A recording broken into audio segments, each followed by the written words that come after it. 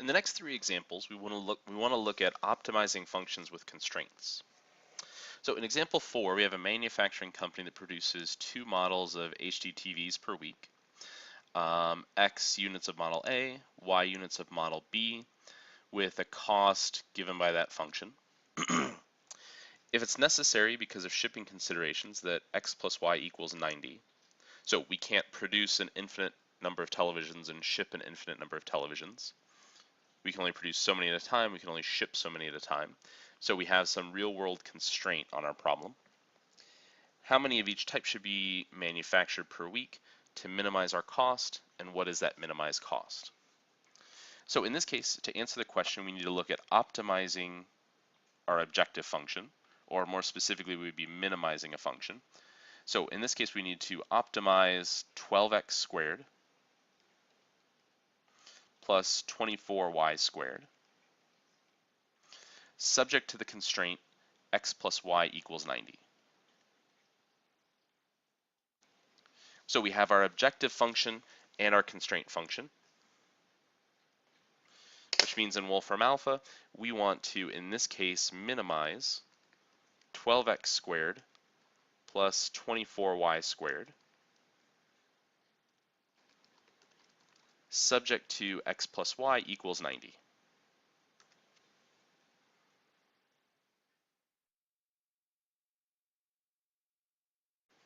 So Wolfram alpha will interpret that as our objective function with a restricted domain or a restricted constraint, and it will give us our optimum value or a minimized value of x equals 60, y equals 30, and that minimized function value of 64,800.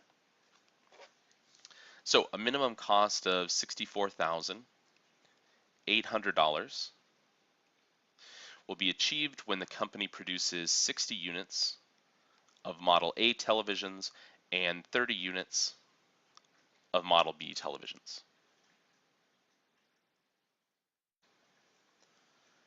In example 5, each unit of a product can be made on either machine A or machine B.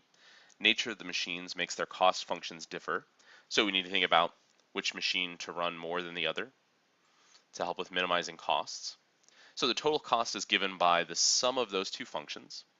How many units should be made on each machine in order to minimize the total costs if 19,740 units are required? So the function that we need to optimize is c of xy, which is the sum of these two given functions.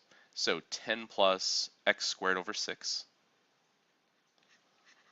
plus 160 plus y cubed over 9,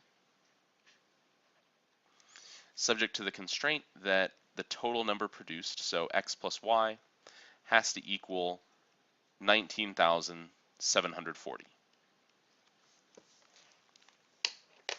So we want to find that minimum total cost and what production levels achieve that result. So we want to minimize 10 plus x squared over 6 plus 160 plus y cubed over 9,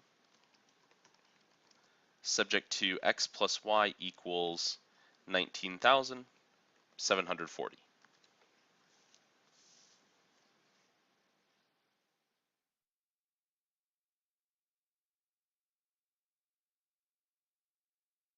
So in this case, we get a local minimum at 19,600 and 140, and our minimized function value is 6.43317 times 10 to the 7th, so it's giving us that result in scientific notation, so we'll just need to expand that out, meaning that our minimum total cost of 64,331,700. So taking that number that was in scientific notation and writing it in standard form. So the minimum total cost of a little over 64 million is achieved when 19,600 units are produced on machine A and 140 units are produced on machine B.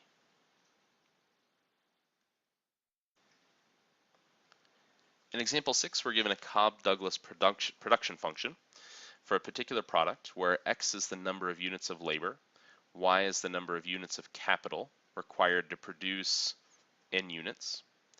Each unit of labor costs $80 and each unit of capital costs $120.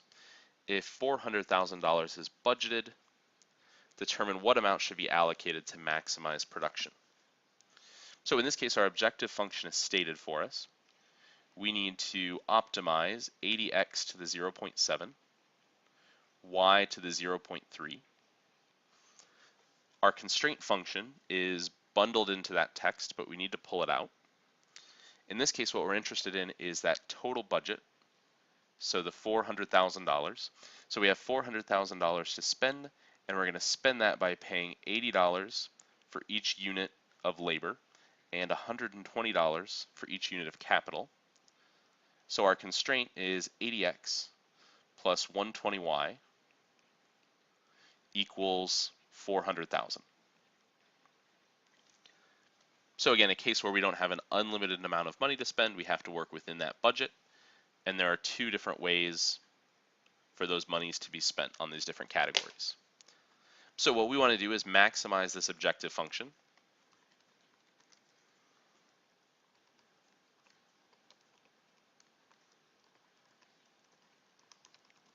Subject to the constraint that 80x plus 120y has to equal that maximum budget of $400,000.